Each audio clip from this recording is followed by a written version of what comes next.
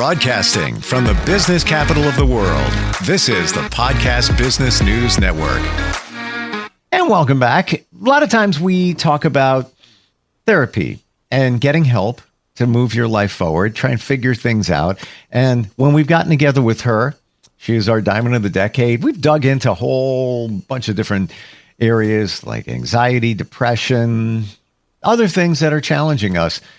We've never really talked about how to get therapy, how to pick a therapist, kind of the basics. We're going there today. She is behind New Beginnings, a wonderful therapeutic center in Massachusetts, and she's back with us. Sherri and Alexandrovich is on the program. How are you doing today? Doing good. How about yourself? Very well. Very well. And, you know, we take it for granted. It may be rhetorical. You know, somebody has made the decision to get therapy. And where are they going to find it? Who do they find? All of that. We just assume, but we're not going to assume anymore. Sure. We're going to hold your hand through all of that. Yeah. So, Sherri Ann, what do you think is the starting point? Somebody has decided, yeah, you know what? I need somebody to talk to. So the first thing you want to do is you figure out what insurance that you have, because each either clinic or group practice or private practice therapist, everybody accepts different types of insurance. So we're Massachusetts based here, and we accept all of the Mass Health products because we're a predominant Mass Health clinic. So I don't think New York has any sort of Mass Health system. You know, do you guys have like a state insurance that's for? Not so much. We have the marketplace. I don't know if you have that there, where you're lucky. I don't want to get started on that, but the marketplace in many states, I only know about New York. It's elsewhere as well. No matter who you are, you have to go through this central clearinghouse to get insurance, whether the state is providing some credit to you based on your economic situation or not. If you're paying full freight for your insurance, you still have to go through the marketplace. Oh.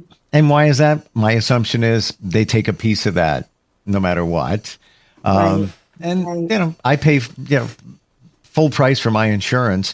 I've had to go through the marketplace. I've since gotten a broker and gotten away from that different mode. But yeah, to my knowledge, I don't know if there's a state type insurance. Okay. So Mass Health has something, Massachusetts has something similar in the sense it's called a Commonwealth Care. And that's available. It sounds like it's almost similar to the marketplace, where it's for people whose their work doesn't offer a commercial plan. Sure.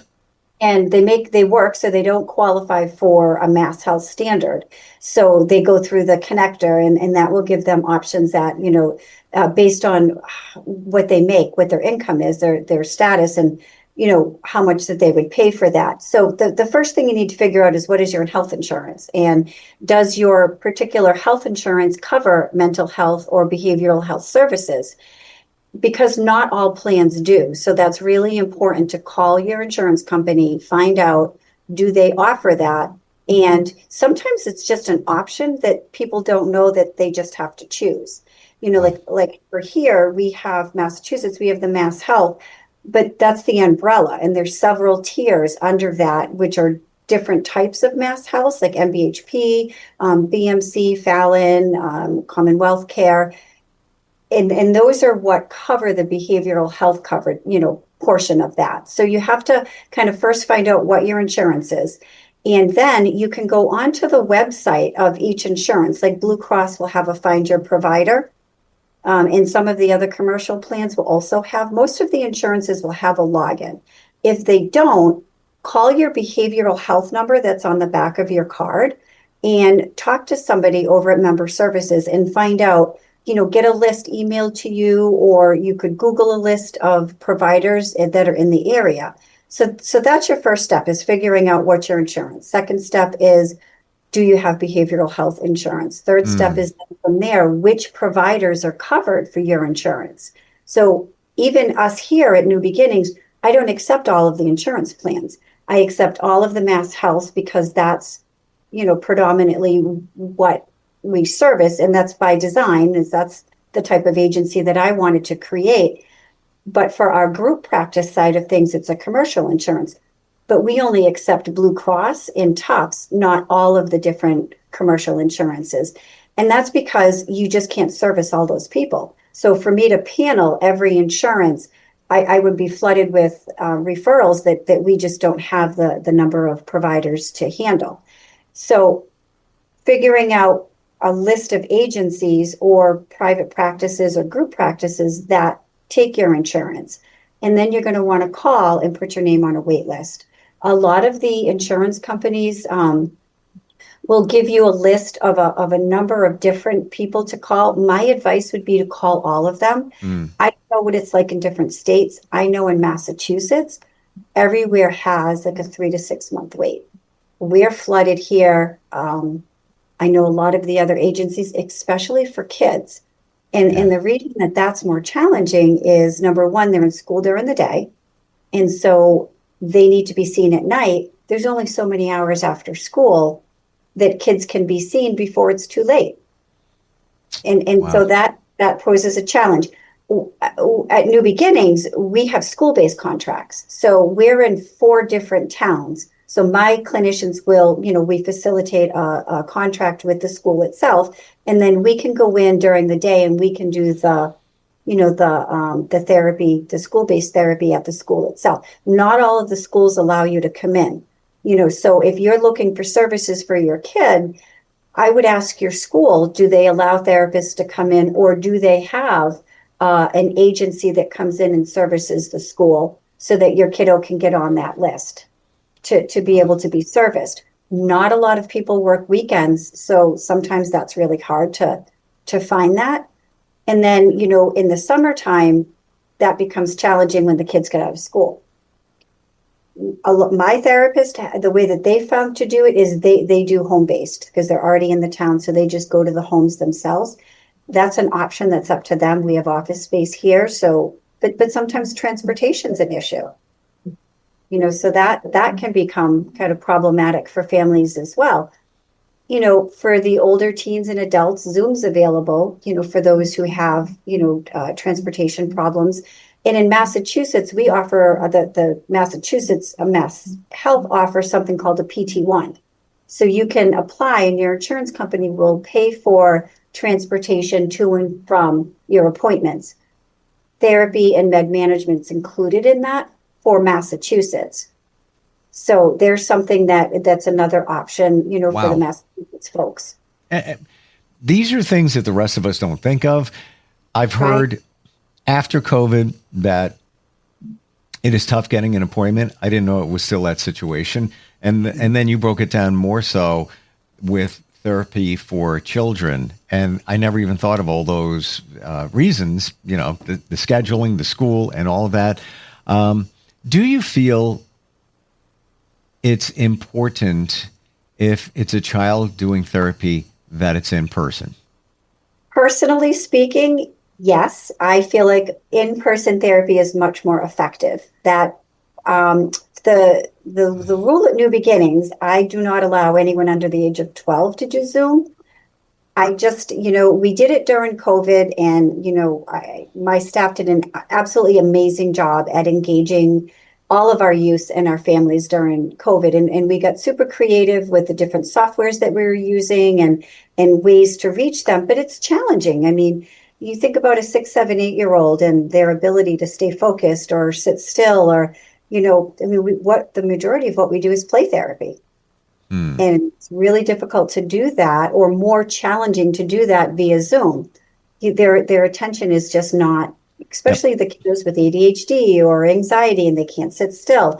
So you want to be activating them in some way, going outside, taking them for a walk, playing basketball with them. A lot of our staff here will do, we do passes for like our mentors. So we have YMCA passes that I pay for every year for all of my mentors, so they can take the kids out to the YMCA and, engage them out in different community activities to be able to just to get them involved with socialization and, using the skills that they're learning in the therapy room out into the community. So we kind of couch that, couple it all together with the therapy and the mentoring out in the community, the therapy in the office. And a lot of our skill building is really just done through play or through art therapy or through music therapy and getting their bodies moving. Thank you for saying that. That's another thing that many people don't consider. There's art therapy. There's drama therapy, there's performance, all different things that can be done where you might be thinking, oh, my kid's not going to stand there and, talk to a therapist, but blend it over to art.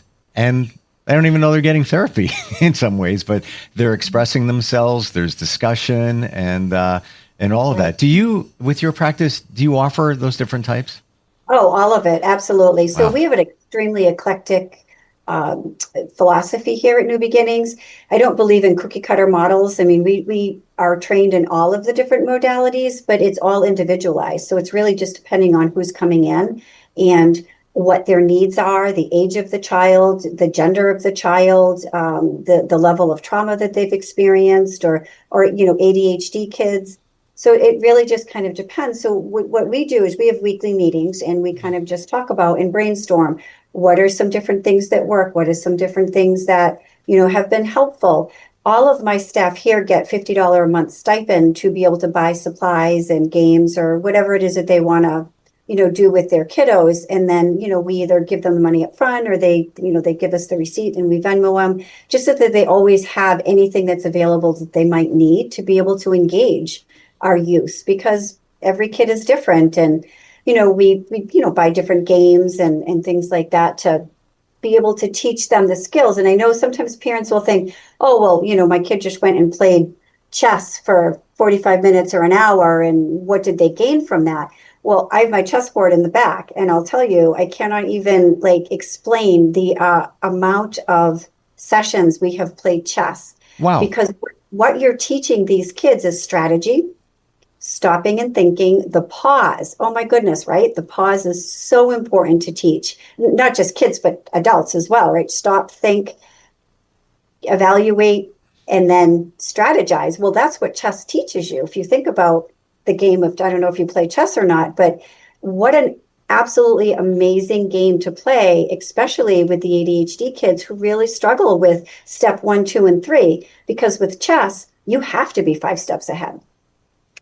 Or you're just not going to get, you're going to lose the game. So that's just how it works. And I mean, I learned how to play chess.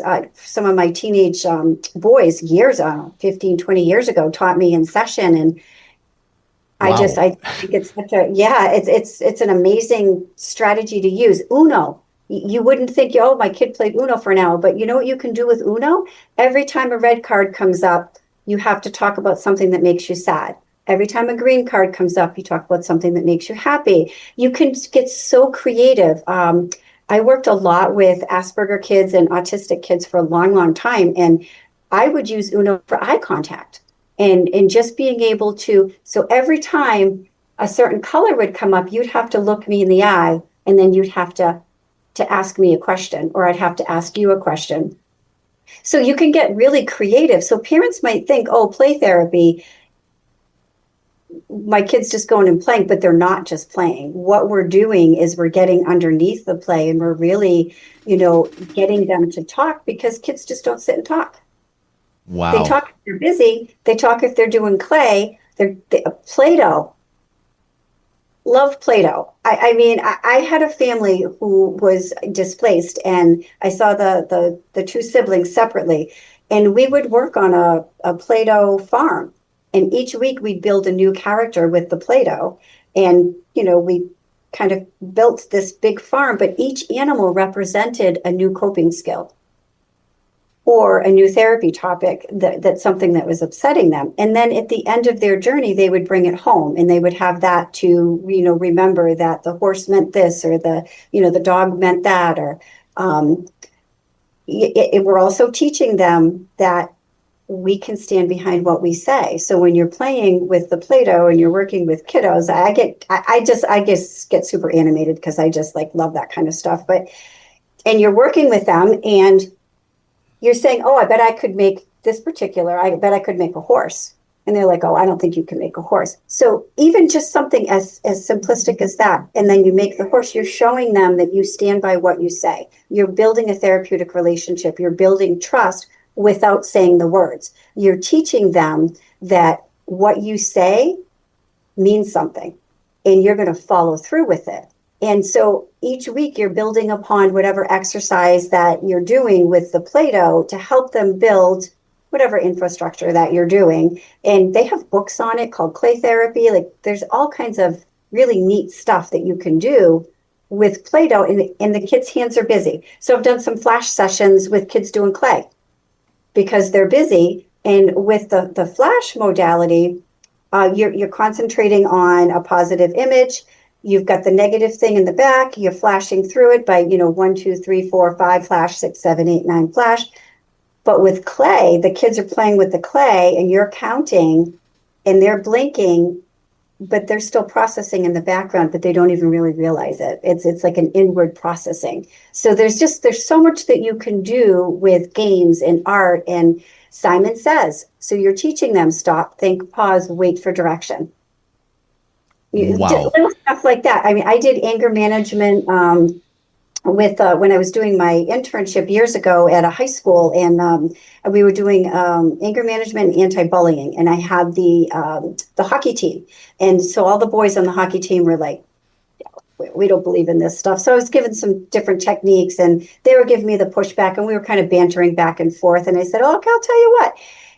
You try this technique of counting backwards by 3 the next time that you get angry, and if by the time you get to 70." You have not reset yourself. You guys come back and you tell me next week, and I'll do what, like, we would come up with something, right? I wasn't going to cut my hair or diet or anything crazy like that. But, so, and I put the challenge out there. Do you know that not one of those boys could come back and tell me that it didn't work? Not one. Crazy, right? And it started off as a challenge, as a game where they were like, that's not going to work, but there was no pressure. They weren't being forced into it. Right. They were being challenged. And so it's really just about altering your words. And I think we went totally off topic, which but this is great. Like, I've never even realized, for those that don't know, you're playing a game of Uno. Like, how is that real? Come on, Sherri. And, my kid needs help. Yeah. But looking at the colors forces them, they're playing the game, but they're also being forced, if you will, to do something, make eye contact, whatever it might be. Right. Let's pivot over to adults and how to pick a therapist. Of course, you make the phone calls and on and on and on. How do you make the decision of this one is or could be right for me? I would say you want to go by gender, right? So there are some males or females that have had sexual abuse histories. So they're not going to want to go with the same sex as whoever their perpetrator was. Or whatever their trauma is, they may be particular about what gender therapist. So that would be your first step is, are you wanting a male or a female? And that kind of narrows down your pool pretty drastically. And these are the questions that my intake department asks and our referral will ask you. You do have a gender preference. Do you want in-person or Zoom? And that's important because that also is going to, differentiate the list that you're pulling from, because some therapists don't do in-person, they only do Zoom. And some, most of the in-person therapists will do a hybrid of both, but my Zoom therapists do not do in-person. I have 3 of them specifically that just do Zoom, and that's it. So that would be the second question.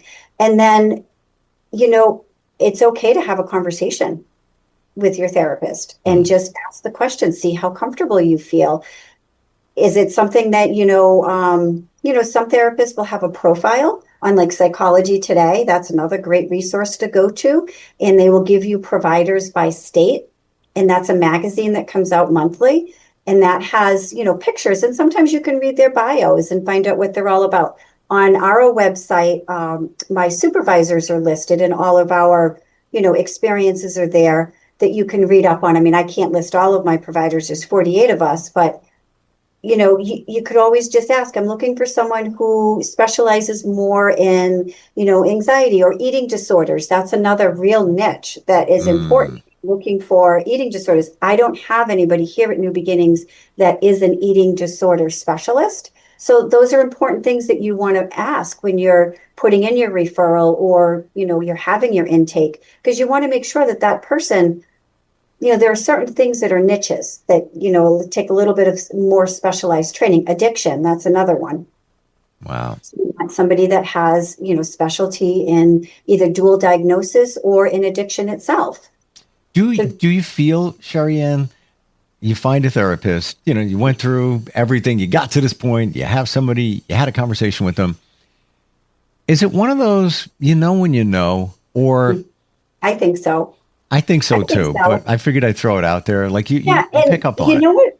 We have really open conversations during meetings and supervisions here about not every client is a good fit for every therapist. And so when we're doing our intakes, we're having those really fluid conversations with our clients that, if this doesn't work, it's okay. I'm not offended. Nobody's going to be upset about this. You have to feel. So I would rather have you say to me, I'd prefer a younger person. I'd prefer an older person. I'd prefer a female. I'd prefer a male, and get what you need than come to therapy and not get what you need, have a bad experience, quit therapy, and then never come back. Yeah.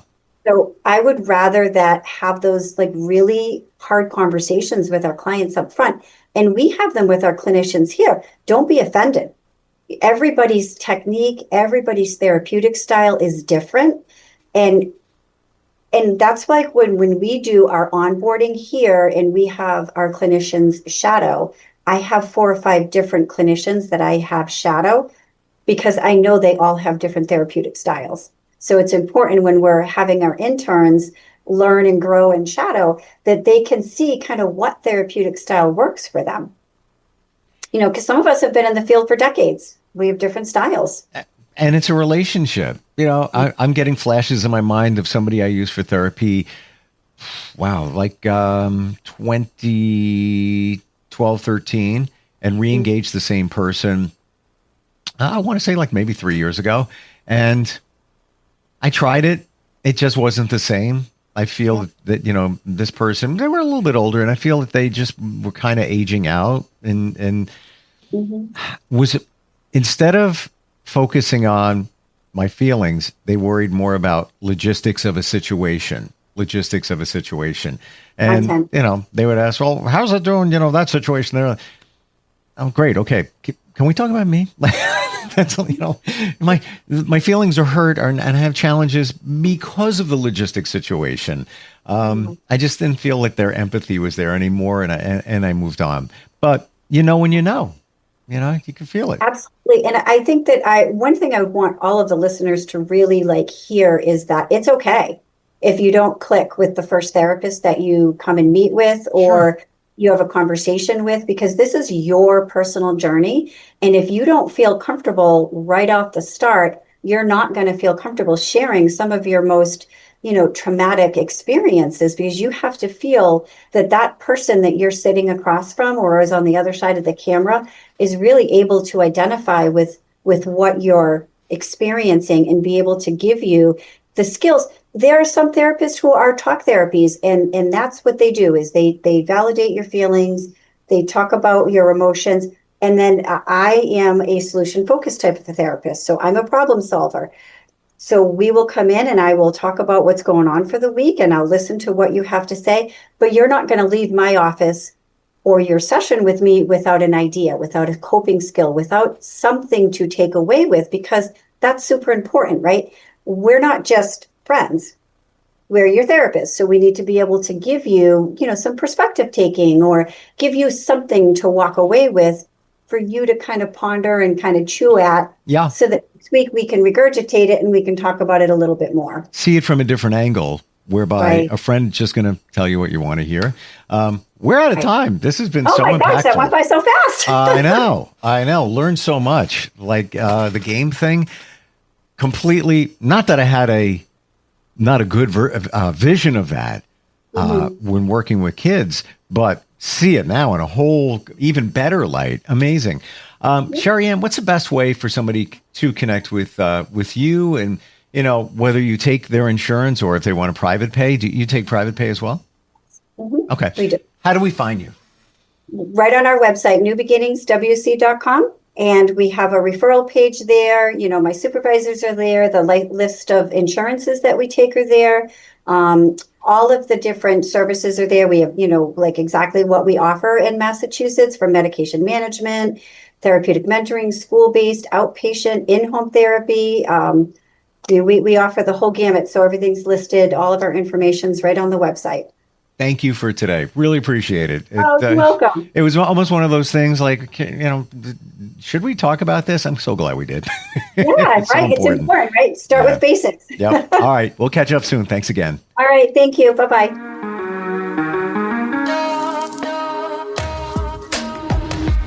Broadcasting from the business capital of the world, this is the Podcast Business News Network. Let's go inside the mind of a 10-year-old. I should have worn those earrings today. I like those earrings. Gabby has those awesome earrings. I need to ask her where she got those, but that's just what she would want me to do.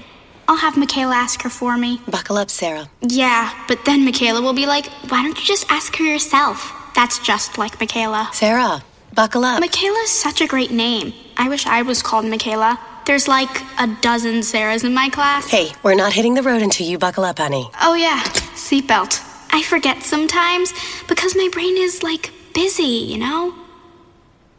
I wonder if there's pizza at school today. Sometimes it can be tough to get through to your kids, but it's not impossible. Always make sure they're wearing their seatbelts, even on short drives. Remember, you have the keys, you have the power. Never give up until they buckle up. A message from the National Highway Traffic Safety Administration and the Ad Council. Visit safercar.gov/kidsbuckleup for more information.